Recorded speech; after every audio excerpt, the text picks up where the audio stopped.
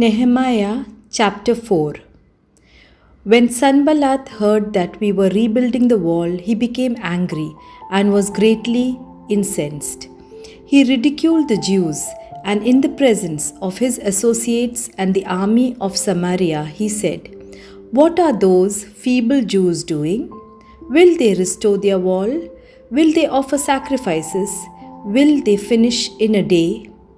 Can they bring the stones back to life from those heaps of rubble, burned as they are?"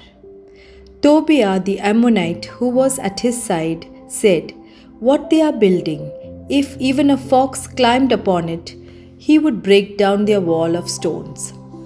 Hear us, O our God, for we are despised. Turn their insults back on their heads. Give them over as plunder in a land of captivity.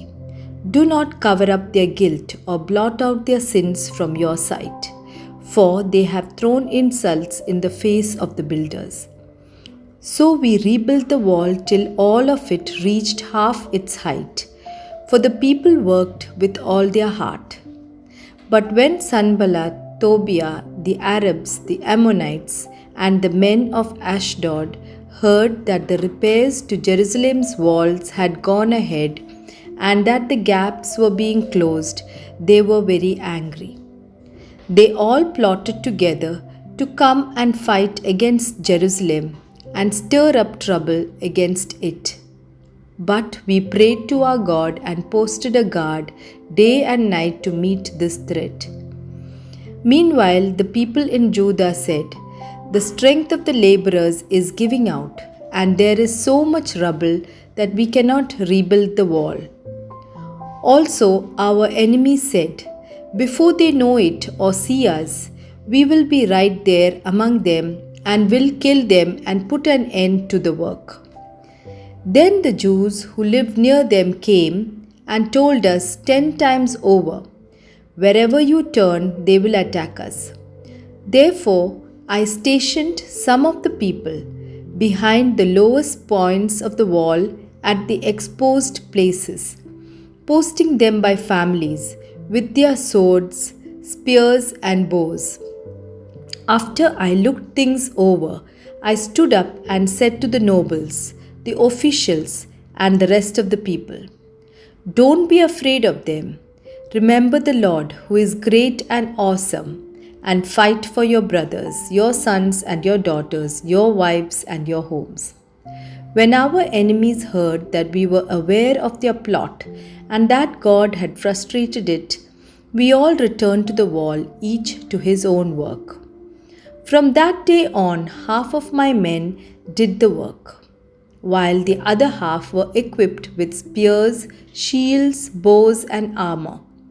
The officers posted themselves behind all the people of Judah, who were building the wall. Those who carried materials did their work with one hand and held a weapon in the other. And each of the builders wore his sword at his side as he worked. But the man who sounded the trumpet stayed with me.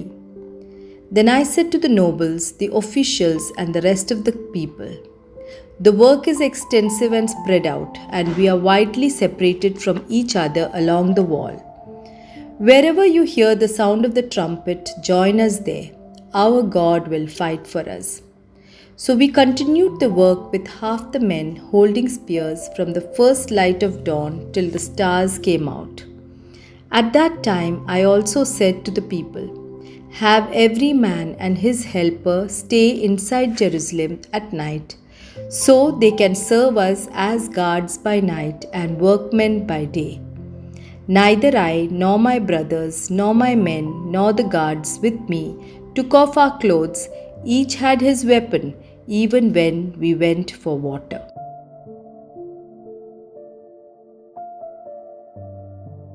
Nehemiah chapter 5. Now the men and their wives raised a great outcry against their Jewish brothers. Some were saying, "We and our sons and daughters are numerous. In order for us to eat and stay alive, we must get grain." Others were saying, "We are mortgaging our fields, our vineyards, and our homes to get grain during the famine.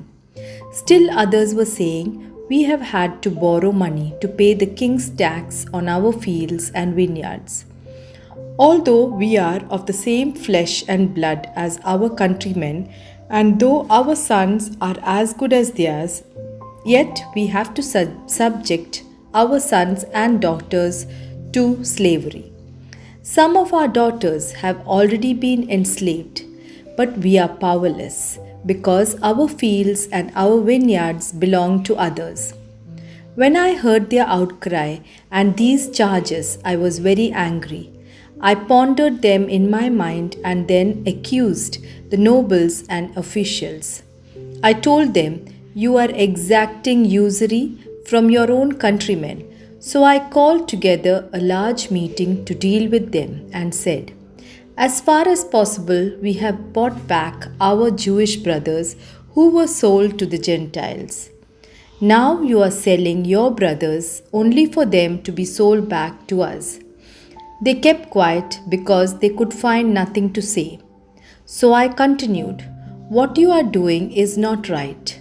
Shouldn't you walk in the fear of our God to avoid the reproach of our Gentile enemies? I and my brothers and my men are also lending the people money and grain. But let the exacting of usury stop. Give back to them immediately their fields, vineyards, olive groves, and houses, and also the usury you are charging them. The 100th part of the money, grain, new wine, and oil. We will give it back," they said, "and we will not demand anything more from them. We will do as you say." Then I summoned the priests and made the nobles and officials take an oath to do what they had promised. I also shook out the folds of my robe and said, "In this way may God shake out of this house and possessions every man who does not keep this promise. So may such a man be shaken out and emptied." At this, the whole assembly said, "Amen," and praised the Lord. And the people did as they had promised. Moreover, from the 20th year of King Artaxerxes, when I was appointed to be their governor in the land of Judah, until his 32nd year, 12 years, neither I nor my brothers ate the food allotted to the governor. But the earlier governors, those preceding me, placed a heavy burden on the people and took 40 shekels of silver from them in addition to food and wine. Their assistants also lorded it over the people. But out of reverence for God, I did not act like that. Instead, I devoted myself to the work on this wall. All my men were assembled there for the work. We did not acquire any land. Furthermore, 150 Jews and officials ate at my table, as well as those who came to us from the surrounding nations. Each day, 1 ox, 6 choice sheep, and some poultry were prepared for me, and every 10 days an abundant supply of wine of all kinds. In spite of all this, I never demanded the food allotted to the governor, because the demands were heavy on these people. Remember me with favor, O my God, for all I have done for these people.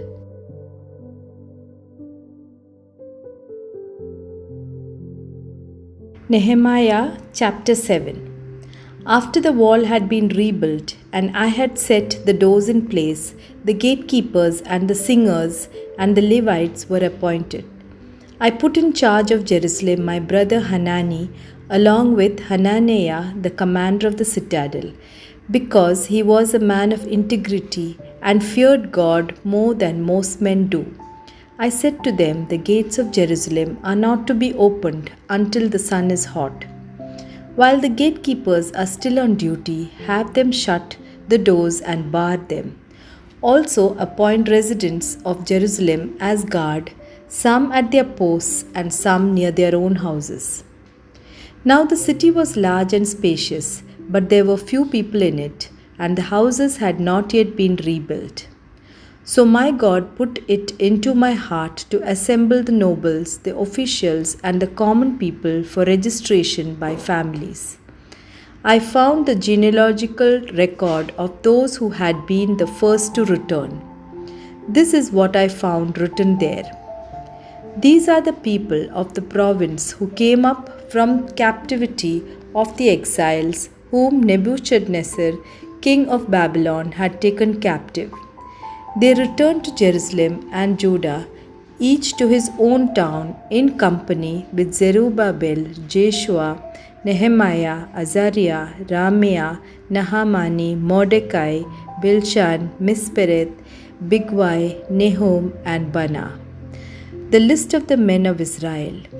The descendants of Parosh, 2172, of Shephatiah, 372, of Ara, 652, of Pahath Moab through the line of Jeshua and Joab, 2818, of Elam, 1254, of Zattu, 845, of Zakkai, 760, of Binui, 648, of Bebai, 628, of Azgad, 2322, of Adonikam, 667, of Bigwai, 2067, of Adin, 655, of Athar through Hezekiah, 98, of Hashum, 328, of Bezai,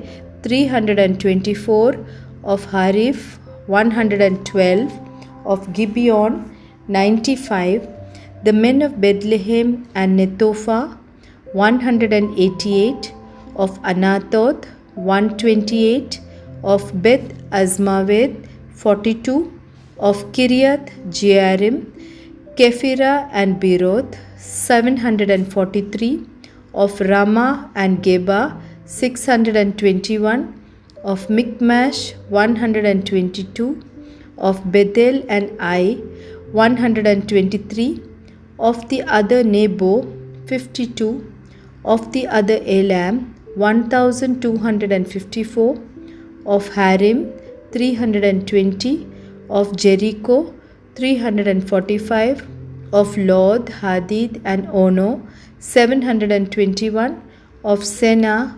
3930, the priests, the descendants of Jediah, through the family of Jeshua, 973, of Immer, 1052, of Pashur, 1247, of Harim, 1017. The Levites, the descendants of Jeshua, through Kadmiel, through the line of Hodaviah, 74. The singers, the descendants of Asaph, 148. The gatekeepers, the descendants of Shallum, Athar, Talmon, Akub, Hatita and Shobe, 138. The temple servants, the descendants of Ziha, Hasufa, Taboth, Keros, Sia, Padon, Lebana, Hagaba, Shalmei, Hanan, Giddel, Gahar, Ria, Rezin, Nekoda, Gazam, Ussa, Pasia, Bezai, Meunim, Nefusim, Bakbuk, Hakufa, Harur, Bazluth, Mehida, Harsha, Barkos, Sisera, Teme, Nezia and Hatifa. The descendants of the servants of Solomon, the descendants of Sotai, Sophereth, Perida, Jala, Darkon, Giddel, Shephatiah and Hatil, Pokereth, Hesebe and Ammon. The temple servants and the descendants of the servants of Solomon, 392. The following came up from the towns of Tel Melah, Tel Harsha, Kerub, Adon and Immer, but they could not show that their families were descended from Israel. The descendants of Delaiah, Tobiah and Nekoda, 642. And from the priests, the descendants of Hobaiah, Hakos and Barzillai, a man who had married a daughter of Barzillai the Gileadite and was called by that name. These searched for their family records, but they could not find them, and so were excluded from the priesthood as unclean. The governor, therefore, ordered them not to eat any of the most sacred food until there should be a priest ministering with the Urim and Thummim. The whole company numbered 42,360 besides their 7,337 men servants and maid servants, and they also had 245 men and women singers. There were 736 horses, 245 mules, 435 camels, and 6,720 donkeys. Some of the heads of the families contributed to the work. The governor gave to the treasury 1,000 drachmas of gold, 50 bowls, and 530 garments for priests. Some of the heads of the families gave to the treasury for the work 20,000 drachmas of gold and 2,200 minas of silver. The total given by the rest of the people was 20,000 drachmas of gold, 2,000 minas of silver, and 67 garments for priests. The priests, the Levites, the gatekeepers, the singers, and the temple servants, along with certain of the people and the rest of the Israelites, settled in their own towns.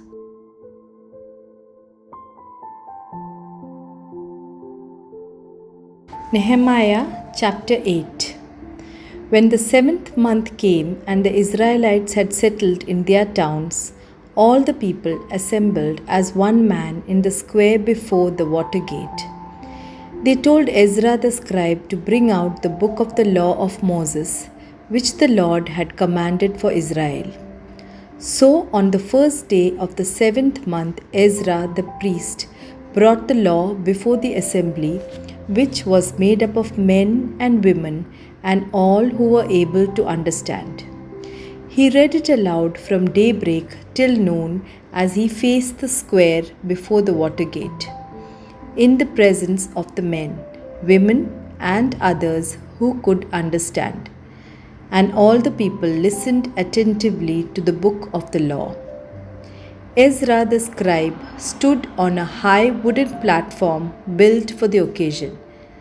Beside him on his right stood Mattithiah, Shema, Anaiah, Uriah, Hilkiah, and Maaseiah, and on his left were Pedaiah, Mishael, Malkijah, Hashum, Hashbadanath, Zechariah, and Meshullam.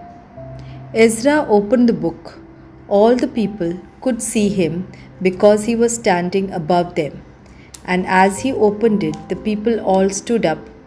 Ezra praised the Lord, the great God, and all the people lifted their hands and responded, Amen, Amen. Then they bowed down and worshipped the Lord with their faces to the ground. The Levites, Jeshua, Bani, Sherebiah, Jamin, Akkub, Shebeteh, Hodiah, Maaseiah, Kelitha, Azariah, Jozabad, Hanan, and Pelaiah instructed the people in the law while the people were standing there.